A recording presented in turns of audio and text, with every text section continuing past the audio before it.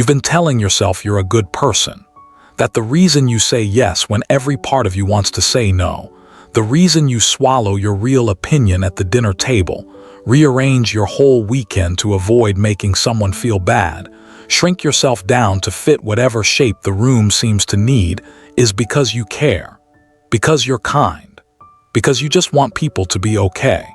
That's not what's happening here. What's actually happening is fear. Pure, quiet, relentless fear. You're afraid of conflict, afraid of rejection, afraid that if you showed up as exactly who you are, opinions, preferences, limits, and all, someone would look at you and decide they don't want you around. So you've been performing, bending, smoothing things over, agreeing with people you disagree with, helping people who have never once turned around and asked how you were doing. And you call it kindness, because calling it fear would mean sitting with something a lot harder to look at. This isn't a gentle video. It's not going to end with you feeling validated. But if you stay with it, it might end with you being honest, maybe for the first time in a long time, about why you've been so willing to disappear. Here's the comfortable version of this story that a lot of people tell themselves. I'm just a naturally caring person. I just like making people happy. There's nothing wrong with being considerate. And they're right, there isn't. Genuine kindness is real. It exists. But here's the thing that separates genuine kindness from fear-wearing kindness's clothes. Real kindness doesn't leave you hollow. It doesn't keep you awake at night replaying the conversation you had 6 hours ago, silently furious at yourself for agreeing to something you desperately wanted to get out of. Genuine kindness feels clean. It feels like a choice. What a lot of people are doing doesn't feel like a choice. It feels like the only option. It feels like what you have to do to keep things safe. Think about the last time someone asked something of you and you said yes when you wanted to say no. Really think about it. Be honest. Did you do it because saying yes felt genuinely good? Or did you do it because even the thought of saying no, imagining the slight shift in their expression, the chance that they'd be annoyed or hurt or distant, made something tighten in your chest? That tightness isn't generosity. That tightness is fear. And fear and kindness are not the same thing, even when they're wearing the same clothes. The hardest version of this to hear is that people-pleasing isn't actually about the other person at all. It looks like it is. It presents itself as something generous, other-focused, selfless. But it isn't. It's about managing your own anxiety. It's about controlling how people see you. It's about making sure nobody ever has a reason to reject you, leave you, or decide you're too much. The other person is almost incidental. You're not doing it for them. You're doing it to keep yourself from feeling something you've been avoiding for a very long time. And that's not a moral failure. It's a pattern. Patterns can be understood, and once you understand it, you can't unsee it. Nearly half of all adults, around 48%, describe themselves as people pleasers when asked directly. But here's the number that tells the real story. 93% of adults say they regularly do at least one of 9 classic people-pleasing behaviors. That's basically everyone. 2 out of every 3 people say they go to great lengths to avoid conflict. Almost the same number say they routinely put other people's needs first at the expense of their own. This isn't a personality type that only soft, sensitive people have. This is a pattern so widespread it's practically invisible because the behaviors look like virtue: agreeable, helpful, considerate. Those are compliments. Nobody gets praised for being too honest. Nobody gets called a team player for saying that doesn't work for me right now. So people keep doing it because the world rewards them for it, at least in the short term. The research is clear about where this starts. It almost always begins in childhood. When a child grows up in a home where love, attention, or just basic safety felt like something that had to be earned, where approval was conditional, where the atmosphere could shift without warning depending on a parent's mood, that child learns fast that the safest strategy is to manage how everyone around them feels. Be good. Be quiet. Be whatever keeps the peace right now. Don't say the wrong thing. Don't want too much. Don't be difficult.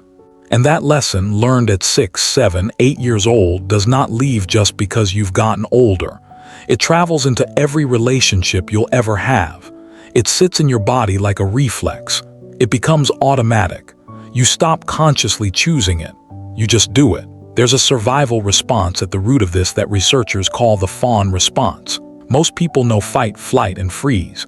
This is the fourth one. Instead of confronting danger or escaping it, the nervous system tries to stay safe through appeasement. Stay likable, stay agreeable. Don't give anyone a reason to turn on you. That was a smart strategy in a house that was unpredictable. In your adult life, it is slowly destroying you. But the nervous system doesn't know the difference between then and now. It just knows it worked once, so it keeps running the same program. Studies also found that people pleasers consistently lack what researchers describe as an internal compass, a stable sense of their own worth that doesn't depend on how other people are reacting to them in this particular moment. Every room they walk into, they're scanning. How are people feeling? Is anyone upset? Did I say something wrong? Are they still okay with me? That constant scanning is exhausting. It keeps the nervous system in a permanent state of low-grade alert. And over time, it doesn't just drain you, it costs you the one thing you needed all along, a clear sense of who you actually are. Let's talk about what this is specifically taking from you, not in vague, abstract terms, what it is actually stealing. The first thing it takes is your identity, and it takes it slowly enough that most people don't notice it happening until years have gone by. You spend enough time adjusting yourself to fit what everyone around you needs, swallowing your real opinion, saying yes to things that don't reflect anything you actually want, building your entire life around not being too much for anyone, and one day you sit down and genuinely don't know who you are. What do I actually like? What do I actually think about this? What do I actually want from my life? Therapists who work with people on this describe the same experience coming up again and again. After years of giving everything to everyone else, the person has no clear idea what makes them happy. Not because they lost it, because they were never really allowed to find it. The second thing it takes is your relationships, not by destroying them loudly and obviously, by slowly hollowing them out from the inside. The people in your life are not in a relationship with you. They're in a relationship with the performance you've been running. The version of you that never says no, never takes up too much space, never brings a problem to the door. When you eventually reach your breaking point, and every person pleaser does, the people around you won't understand why you're suddenly different. From where they stood, everything was always fine. You never said otherwise. That's the cruelest part. You were suffering inside a relationship that the other person experienced as perfectly normal. Nearly half of self-identified people pleasers say this pattern has made their life harder. People who are living it, saying out loud that it's damaging their quality of life, and still continuing, because the fear of stopping feels bigger than the pain of going on. The third cost is your health. Chronic people-pleasing keeps your body in a state of constant tension. Cortisol stays elevated. Immune function drops. Sleep quality deteriorates. One study found that people pleasers literally overeat in social situations just to make others around them more comfortable. The body absorbs everything the mouth refuses to say.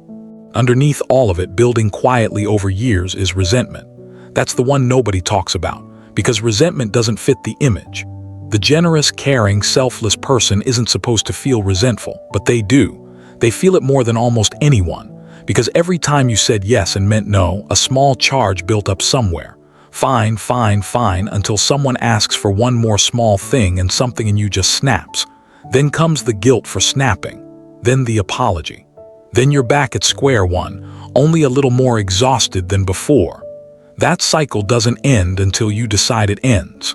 Here's what you actually do. Not suggestions, not things to think about later, specific actions right now. First, stop apologizing for things that aren't your fault. Start noticing how often you say sorry when nothing went wrong, before you've even said the thing you're about to say. As a cushion, a preemptive apology, a way of making yourself smaller before anyone else can. The next time that impulse hits, stop. Don't say it. Say what you actually need to say without the apology attached to the front of it. Second, introduce a pause before every yes. Don't answer immediately when someone asks something of you. Stop talking. Hold the silence for a few seconds, even if it feels uncomfortable. That discomfort, that pull to rush in with yes just to release the tension, that's the exact reflex you need to interrupt. Ask yourself one question before you respond. Do I actually want to do this? Not, will this person be upset if I say no? Just, do I want this? Your answer to that should matter. Third, let one relationship become uncomfortable this week. Say no to someone who's used to you always saying yes. Don't over-explain it. Don't apologize for it 4 times. Don't immediately offer an alternative to soften the landing. Just say no or say, I can't do that, and let the silence sit. Watch what happens. Most people will be completely fine. Some will push back. The ones who become hostile or manipulative because you finally held a limit, those people were never in your corner. They were just comfortable with the version of you that required nothing from them. Fourth, start answering the small questions honestly. Where do you want to eat? What do you want to do this weekend? What do you actually think about this? You've been asked these questions 1,000 times and answered whatever you want every single time. That's not easygoing. That's refusing to exist. Start answering. Awkwardly if you have to, wrong sometimes, but start answering. Fifth, accept that some people will not adjust well to this. And that's information, not a failure. The relationships worth keeping are the ones where the other person recalibrates and meets you there. Because they want the real version of you, not just the version that was easiest for them.